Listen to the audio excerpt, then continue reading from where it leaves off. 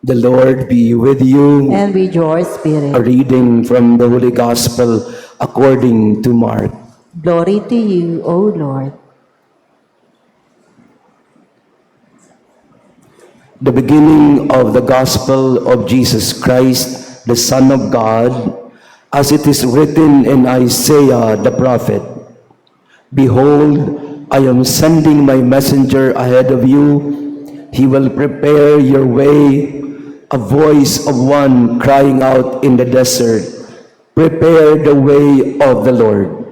Make straight his paths. John the Baptist appeared in the desert, proclaiming a baptism of repentance for the forgiveness of sins. And people of the whole Judean countryside and all the inhabitants of Jerusalem were going out to him and were being baptized by him in the Jordan River as they acknowledged their sins. John was clothed in camel's hair with a leather belt around his waist. He fed on locusts and wild honey, and this is what he proclaimed. One mightier than I is coming after me. I am not worthy to stoop and loosen the thongs of his sandals. I have baptized you with water. He will baptize you with the Holy Spirit. The Gospel of the Lord. Praise to you, Lord Jesus Christ. Please be seated. Magandang umaga sa inyong lahat, mga kapatid. Good morning.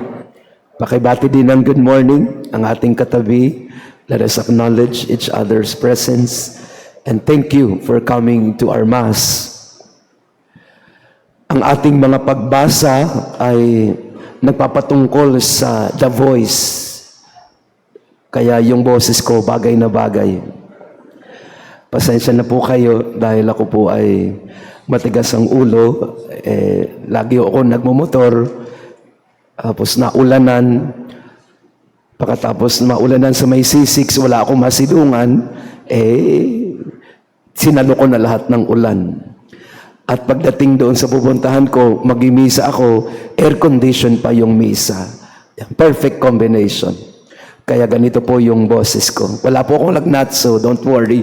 It's just that because of the voice. Yan, the voice. Sa unang pagbasa, the voice of Isaiah. In the Gospel, the voice of John the Baptist. And right here, right now, yung boses ko na nakakainis dahil hirap na hirap. But the voice of Isaiah was telling the people, context again, we just have to have a context. Isaiah chapter 40 is what they call Deutero-Isaiah. Tatlong bahagi ang aklat ni Isaiah. First Isaiah, second Isaiah, and third Isaiah. First Isaiah is 1 to 39, second Isaiah is 40 to 55, and third Isaiah, the remaining. Sa unang bahagi ng aklat ni Isaiah, ang lahat ng naririnig mo ay condemnation for the sins of the people. Parang sinisisi ni Isaiah yung mga tao, makasalanan kasi kayo.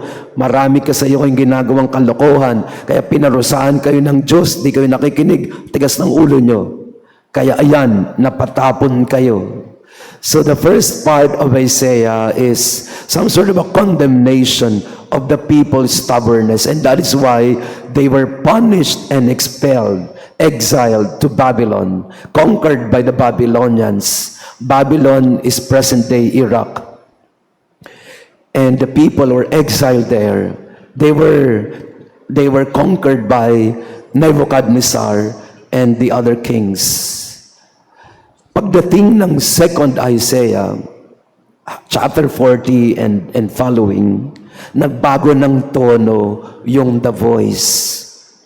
If the voice in the beginning was condemnatory, the voice in chapter 40 becomes a voice that assures people, comfort my people.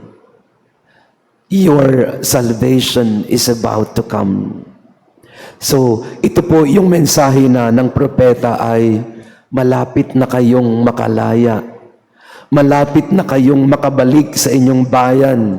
If you're familiar with the geography of the Middle East, it's all desert.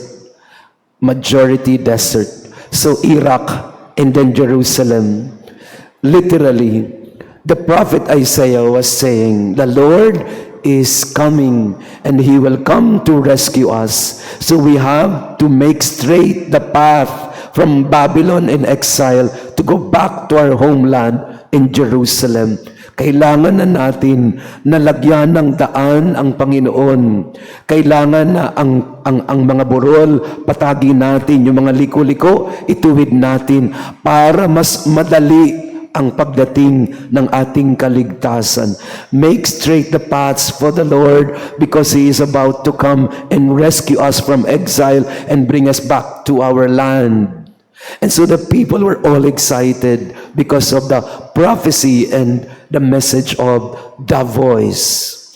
The voice of assurance, the voice of consolation, the voice of comfort. My people, your salvation, your shepherd is about to come. Your waiting will be ended. Halos 100 taon ang mga Israelita sa Babylon. 70 to 100 years depending on how it is reckoned. Sa mahabang panahon, naghihintay sila. Naghihintay sila na mailigtas sila, maibalik sila. Kaya importante po yung imagery ng kailangang patagi ng daan. Kailangan gumawa ng daan. Again, if you're familiar with the desert, sa desierto kasi, kapag walang daan dyan, hindi mo alam kung saan ka pupunta if you're not familiar with the area. I don't know kung nakapunta na po kayo ng Dubai or Saudi Arabia or Middle East. So, dahil desierto po yan, maliligaw ka kapag wala kang daan. You won't know where to go. So Isaiah was telling the people, let's already create a path for the Lord to arrive. Iayos na natin ang dadaanan niya para mailigtas na tayo, para matapos na itong paghihintay natin. Don't be distracted with my voice po. Just go on. So Isaiah telling the people, uuwi na tayo. Aren't you excited? Our waiting is over. We're going home. Let's go home. Yan sabi ni Isaiah. Beautiful message of the prophet to the people. We're going home. The waiting is over. In John the Baptist, the same voice is heard.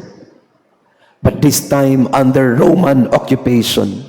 No longer with the Babylonians, but the Romans conquered Israel.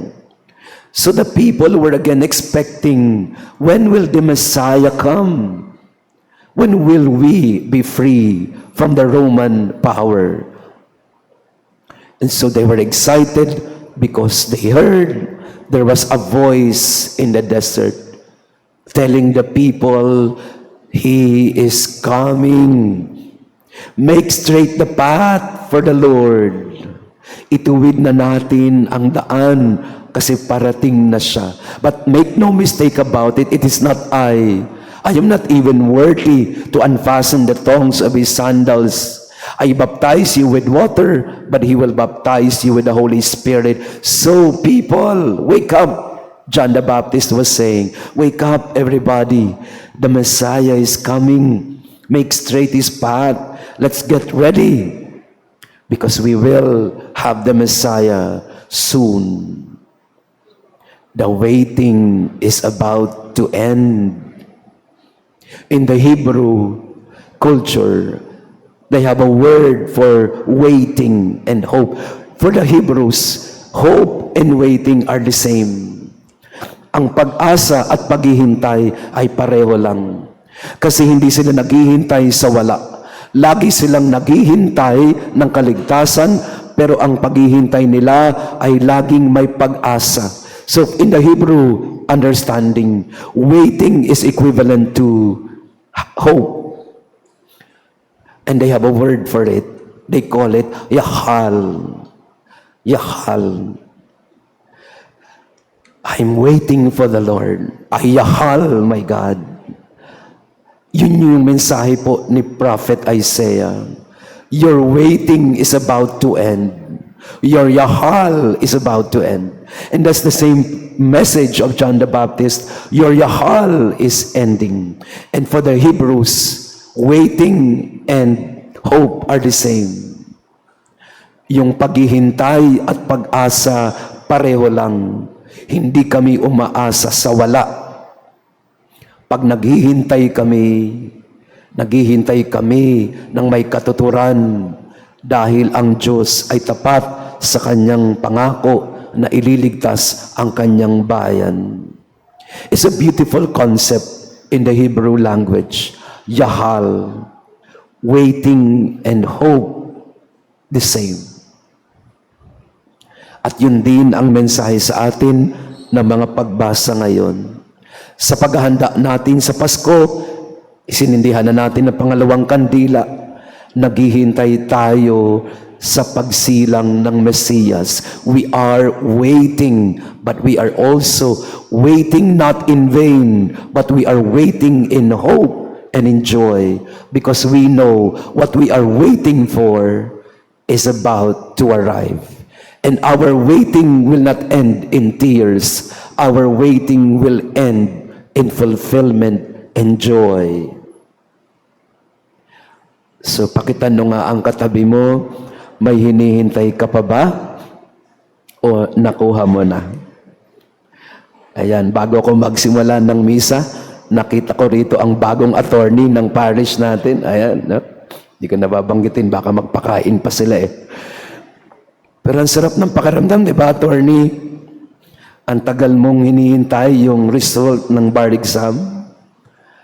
The waiting is painful. It's not easy to wait. But we don't wait in vain. We wait in hope. And surely it comes. Waiting and hoping for the Hebrews are the same. And that's the same message to us today. Whatever it is that you're waiting for, hope for it. It will come. Kung ano man ang hinihintay, maghintay ng may pag-asa, kasi ibibigay din ng Panginoon yan. Father, how about those who failed? Surely, the Lord has a plan for you.